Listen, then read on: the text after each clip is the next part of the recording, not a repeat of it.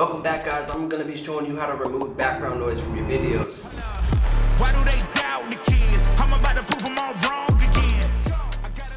Alright guys, let's get started. So I'm gonna show you a quick and easy way to remove background noise from an audio.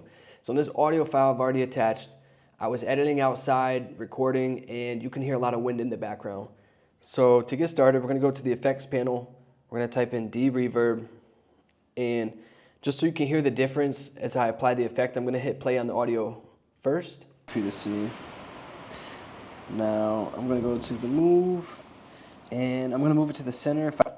Now you can hear when I applied that effect, it already removed almost all the wind. Now it's not perfect, but it's definitely a lot better. And then if you want to fine tune it, you can go up to the effect controls, down to D-Reverb, and then custom setup. And this is where you can make tweaks, small tweaks and adjustments until you find what you like. And that's it, guys. Thanks for watching. If you're new to the channel, go ahead and drop a like and subscribe. I'm gonna be dropping video tutorials like this weekly.